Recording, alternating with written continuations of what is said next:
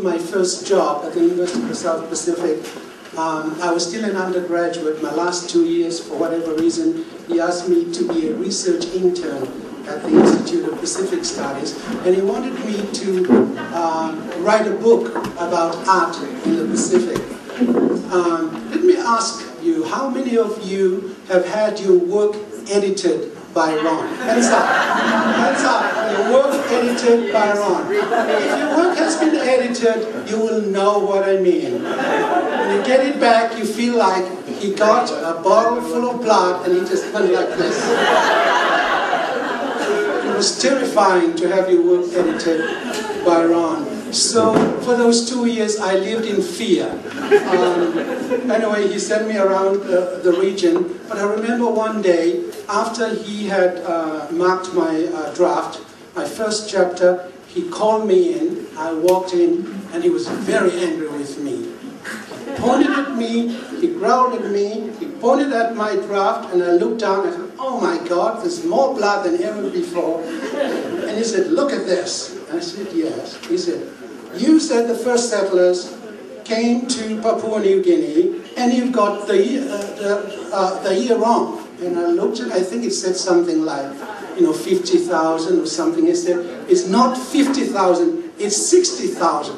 Now, how can you possibly get that wrong? Right? And he was so worked up. He must have had a bad day with Martin. I just looked at him and thought, what on earth is he mad about? If you don't like it, just change it. I don't care. 50,000, 60,000, 40,000, doesn't matter. In fact, I asked Peter Langmore just now, and he didn't have a clue. Right? So what was the big deal about? Anyway, he made me so terrified of him that even up to this day, every time I come to a date, I always have to check and cross-check and cross-check, because I feel that the fear of Ron, right, over my shoulder, right, but that's wonderful, because if you want to be a scholar and academic, you must get your facts right. And I think that's one thing that Ron instilled in all of us. I must thank Margie and Tata and Nari and Kevin for the wonderful opportunity to pay respects to Ron, particularly for those of us who weren't able to make it for the funeral. It's wonderful to get a second chance to have an opportunity to honor a great human being. It is my privilege to introduce our next speaker. Her name is Dr. Peggy Dunlop, and she is one of the Pacific's leading researchers. She was also the former director of Va'amanu Pacifica, which is the Pacific Studies Unit at Victoria University in Wellington. She has had a very distinguished career as a Pacific scholar, working with all the small island nations of Oceania, as well as the Pacific Regional Office in UNESCO, the Asian Pacific Forum, the United Nations Development Programme, the World Bank, New Zealand Aid, and the South Pacific Commission. She's a woman who carries herself with great dignity and poise, making you realize, without stating it, that she is from a chiefly lineage. She's a woman of great moral character, and I'll tell you how I know this. Morgan and I arrived about... I'm the one doing the talking, you shut up. Oh, sorry, she's a chief. Morgan and I arrived on Saturday, I think, and I just happened to wake up a little late, and I caught Morgan and Peggy after they had been for a walk. So we were talking, and I said, okay, tomorrow morning, what about we go for a walk? And then I said, we're looking up the mountain, and said, so why don't we do a hike up the mountain tomorrow morning? Wouldn't that be a great idea? And she frowned at me, and she said, it's a Sunday, you cannot do that. Well, I have been in the United States for 20 years, but we have no Sundays, right? So it really brought me back to earth.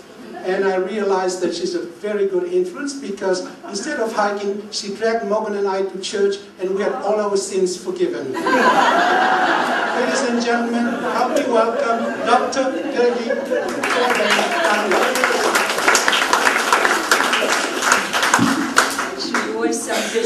described by somebody else, don't you? Or worse, I'm not quite sure, but again, it is a pleasure for me and an honour to be asked to speak today and to come here. So many things have been said about Ron and Marge. I'm the younger sister of the Samoan godfather, and I think I first got to know them mainly by word of mouth, really, as a fantastic couple. So I was rather scared when I did meet them. But I first met them, I think Margie came to conduct a creative writing course in Samoa in 1980. And just to sit a week with Margie just writing was just sort of pure heaven for me in Samoa. So I met Margie first, and then I came down to Samoa and got down to Fiji and got introduced to Ron when I was working at USP. And they invited me straight into their house and straight into their hearts, and of course they came straight into my heart as well. I'd have to say that when I first stayed with them, I think it was the craziest house I had ever lived in. It seemed to be people were walking all night. You know, I thought, gosh, does nobody sleep in this house? You know, Ron would go to sleep for a couple of hours, then he'd get up and start walking around, and then Marge was sleeping, and so I stayed in my room. It was lovely house. I remember Ron's soups made of everything that was growing in the backyard. And he also, I remember the map on the floor, which I'd never seen before, and was so great. And always gave us a pot plant to take home, through customs, of course, back to Samoa, but that was Ron. So it really is a pleasure for me to speak today. Thank you. And to honour Ron and to honour Marge, because I never think of Ron without thinking of Ron and Marge together. That's how I see you. Almost like my big sisters, actually, my big sister Marge. So when I tried to think about what to talk today, it was really quite a challenge. But we've been talking in this last week a lot about culture, however you define it, about culture and change, and the place of culture in migrant populations is very close to my heart now that I've returned to New Zealand after 25 years in Samoa. So I tried to talk today about some research we are doing which is very current, which is very practical, and hopefully will make a difference. It's part of what I'm going to talk about is part of what they're calling the Youth Voice, Youth Connectedness Project, which is a global one, which came to New Zealand a few years ago, and under the Force Scholarship, Victoria University got this money to look at how migrant youth construct their identities and negotiate ideas relating to cultural maintenance and participation in the wider New Zealand society. So at Victoria, I have to read that. At Victoria University there are 3 studies going. One was Muslims, one was the Chinese in New Zealand, and then they asked us down at Ma'amaru Pacifica if we wanted to do the Pacific one. So the whole emphasis was on connecting. In fact, if you look at any of the development literature today, you know, they're always talking about connecting. So it was youth connecting into the wider society, making a better society, I guess. As well as individual gains in quality of life for families and communities. Interestingly, when you look at the definitions of connections, it doesn't say much about relationships. It's very much connecting, but we'll just leave that at the moment. So my focus, when they asked did I want to participate in this project, I decided that I'd use Polynesian clubs in New Zealand as the vehicle for my study of youth connecting. And I decided to go to a single-sex school in Wellington, Rongotai College. It's a boys' college. And there were 2 aspects really to what I'm going to talk about. One was connecting, or Polynesian clubs, if you like, as a source of what I'll just call cultural security. I'm not going to define that today, just if you know, cultural security, identity, senses of belonging, and the nature of the relationships which are encapsulated in the Polynesian club, however that is run by schools. So that was one aspect. But the other aspect I wanted to look at was more or less looking at the identity literature. If you look at a lot of what the Maori, loss of identity, Peter Sharple's type deficit models, and also the Aboriginal communities after the whole thing of maintaining identity, but identity is leading to achievement in schools. So it was self-concept and school achievement. So yes, poly clubs for their own worth and value and what they do for a person, but also how can that perhaps lead, or does it lead to better educational achievements for males. And the context was very firmly set because, as you probably know, statistics in New Zealand are not that good in education, and especially for males. Females are like sort of 2 to 1, if you like, in university. So that was why I chose that particular thing to look at. Polynesian clubs as a deliberate strategy to engender or teach or reinforce cultural security, and then how would that connect, if you like, to educational participation and gains. I'll just say a few words about the Polynesian clubs, although you probably all know about Polynesian clubs. I guess they're sort of, not a spin-off, but I guess they had their genesis, if you like, in the Maori clubs, which were set up, you know, with Maori urbanisation. You know, the cultural home, I think in Wellington it was Ngāti Puniki, was sort of the cultural home for urban Maori. It's sort of the same thing in schools today. But what I would like to say is that, yes, Polynesian clubs, if you like, are a deliberate attempt to promote and encourage and nurture culture. They are Pacific-driven. Elise is going to talk in a second about how culture in the Pacific is being incorporated into the mainstream curriculum.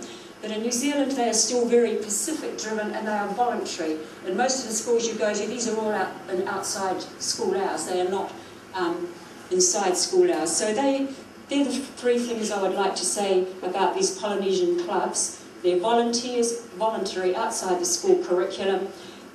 Usually no credits, but more recently you can, in New Zealand, you can get NCA credits for language. You can now get NCA credits for dance. Pacific dance has been recognised as a legitimate discipline, if you like, with something to it rather than, you know. And there are bilingual schools, there are Onga Mata, so there's quite a number of strategies in place in New Zealand to promote cultural security, including at university, Manu Pacifica has the Samoan language BA as well as Pacific studies in all the universities through. So not a mainstream activity. And when I just coined this, I'm still working on the data. When I coined this much more than nice, that thought came to me because when you look in Auckland at their Poly Festival, you know, there's thousands of kids participating in that Polynesian festival. I don't know how many schools, I'll have to get the data, but there's thousands. The Tū Tangata Festival in Wellington, which I'm more familiar with, there's only about 6 or 8 schools and they say they're focusing on quality. But again, you can't buy tickets to go because they're all sold out. And why I said more than nice was that to a lot of the people in Auckland that I talked to, they said, you know, you're going to come with us and see these, you know, they're so beautiful, all these lovely children. It was beauty, it was food to eat, it was colour, it was all those sorts of things. And I thought, well, there's more than the nice bit. So into my study very, very quickly. I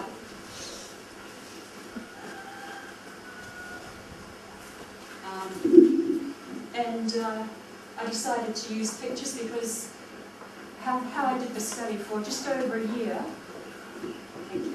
For just over a year, I went and worked with this Polynesian club at Rongshire School. I sort of attended their practices, I videoed some things, I had group meetings, all those sorts of things. Had 12 individuals who I had followed the whole time and could actually sort of be a baseline study for the future. So that's what I did. It was a mixed methodology. I'm sorry, I won't go into it too much, but because of the time, so I'll keep going. The school itself had a roll of about 800 pupils, and it was really in I would say a middle class area in Wellington, if I want to use that term, but actually only about 40% were what you'd call New Zealand Europeans, and of that 40%, 4% were Maori. It was a very culturally diverse school, with which 21% Pacific, Samoan 15, Tongan 4, other Pacific 2, 9% Chinese, and 9% Indian. So that was the school where I was doing it. And there